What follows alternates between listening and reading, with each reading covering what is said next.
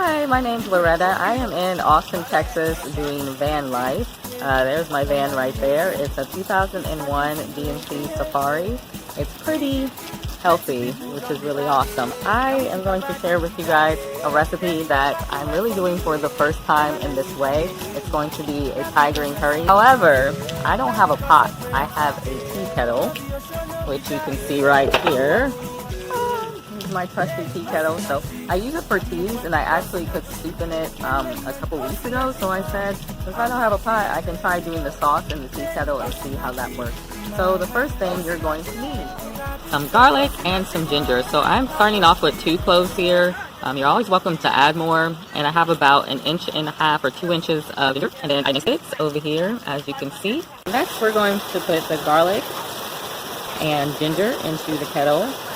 Try to get as much of there as possible. It can be kind of difficult, especially when you're doing it from the cutting board, right? I'm going to take some basil leaves. I've got about 3 here. I'm going to just rip them up and put them in there because who cares? It's van life, like nobody's judging. I've got a lime here that I'm going to cut in half. I squeeze half a lime into my concoction here. So citrus fruits kind of help with bringing out the flavor of anything that you're cooking. However, you usually end up losing the flavor of the citrus fruit, so I'm going to save the other half of the lime for the end.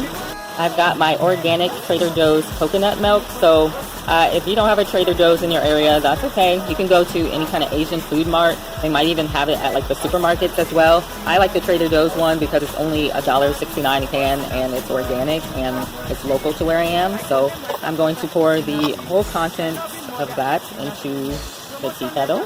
Alright, so I also have some organic lemongrass. This is from a store called Sprouts, but you should be able to call around and see if you can find it anywhere, because some stores have it, some stores don't. So with the lemongrass, I'm not going to use too much because sometimes I think it's just too much. I'm going to use about 1/2 stalk. Put the rest back there. I'm going to cut off this end because it looks like it's had some trouble in life.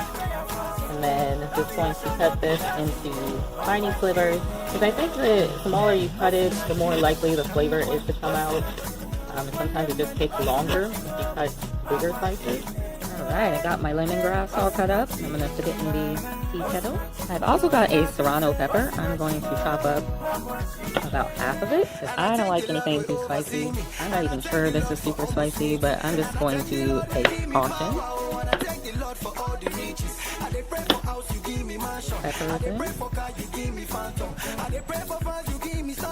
I've got some distilled water. I usually cook with spring water, but I ain't had none. And so I'm going to put about 1/2 cup of water in there. So that's just because the tea kettle tends to burn things very quickly, and so you want some of that evaporation to come off the water, but not really take from the rest of the goodness. I've got some pink salt here. Himalayan pink salt, I believe it's called specifically. I'm going to grind some of it into my mixer to taste. It probably shouldn't really be any more than like a teaspoon. By the way, I am working with a Coleman gas or butane grill. I got this from my sister in Christ, which is so cool. She bought me this lovely tea kettle as well. And so with this guy, you probably know how it works if you have one.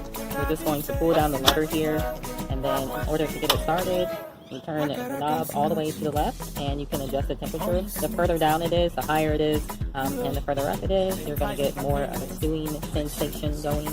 So I'm going to leave this on the tea kettle on low for about 20 minutes. So the benefits of cooking on low is I feel like it brings out more of the flavor, and it also gets all the ingredients cooked thoroughly, because sometimes if you cook things too quickly, they'll lose their flavor or they will become very soggy. With ginger especially, for some reason, if you cook it on high, it maintains its heat, but the flavor changes a bit. But if you cook it on low, then it maintains its original flavor, and it just tastes better in my opinion. So while that's cooking, I've got the ingredients that I'm going to put into my Thai green curry. I've got an onion, a red pepper, a zucchini, a yellow squash, and some all-natural chicken here. Which pray for me, because this chicken has been sitting in the car since yesterday morning, and it's slightly warm in Austin. But I'm going to take my chances because, you know, you only live once. I'm going to cut 1/2 of onion just because I don't want to cry today. Alright, I got my zucchini and squash, which I'm going to use probably half of each of these. Because look, we gotta save food for the rest of the week.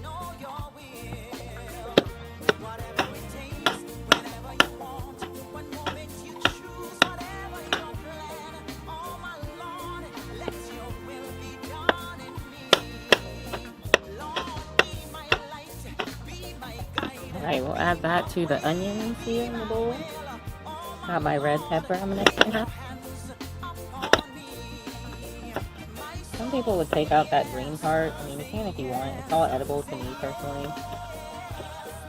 You know, in some cultures they eat like every part of everything. So if they're eating a cow, they're eating the whole freaking thing, okay? They're not playing around. They might not have months until the next time they eat. I have my all-natural chicken breasticles. So I'm probably only going to use maybe 3 of these. These are the tenders, so they're already chopped pretty thinly. But I don't know if you've ever eaten Thai green curries, and usually they have it still pretty thin sliced. So I'm gonna go ahead and slice this up. Chicken breasts all sliced up. I usually don't eat a lot of meat anyway, just because, I don't know, it's just easier for your body to digest vegetables. And if you are undergoing any kind of sickness, it's best not to eat meat all the time. It's best to stick to fruits and vegetables. And you can make some pretty tasty vegan and vegetarian meals if you just look up YouTube channels. Even Instagram will have a lot on those things. It's just easier for your body. I know a guy that was healed after 10 days of fasting. He had broken his shoulder in college playing football, and he had did this 10-day fast, and his shoulder was healed after like 15 years. I'm gonna go ahead and hope this works out, because this is just such a tiny little skillet. Hopefully you have a bigger skillet than what I do. So you guys should be okay if you thoroughly cook everything. And then I'm going to put my sauce, and this is the benefit of having a tea kettle in this kind of form. It's kind of cool too, because, you know, this tea kettle will kind of help strain the extra stuff. So that's what that looks like.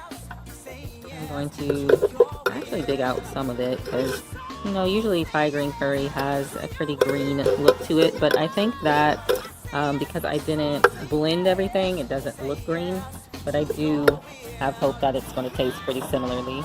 So I'm going to let this cook for about 15 minutes on low. It does really smell like Thai green curry, so that gives me some hope.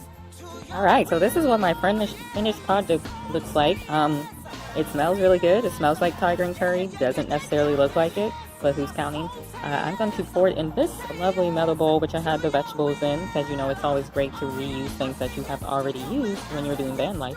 I've got my lime here that I'm going to squeeze into my curry, just to give it a little boost of flavor, to brighten up the flavors. And then I always like to add fresh herbs, just like as a topping. I think it makes it look, you know, more pretty to eat. Which I'm sure either way you'll just eat it. I'll add that to the top there. And you know, you're also free to add anything that you like. I'm going to put a little more salt on here. Alright, this is the finished product. It looks pretty tasty, but let's check it out. Alright, let's try it out. So, here's my green curry right there. Okay, so looking at it, of course it's not green like I said. I would say that it might be a little liquidy for my taste, so I probably wouldn't add as much water as I did. I probably wouldn't add any at all, because I forgot when vegetables cook, they start to release water, so that should be enough for me. But still, let's try it out.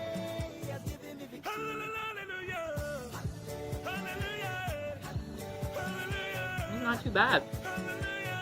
I think it tastes very similar. I think the only thing I would do differently is maybe add some more onion, garlic, and some ginger, just to give it more of a like punchy taste, but it's actually really good and mild. And the chicken is very tender, and the vegetables are still pretty crunchy too, which I like.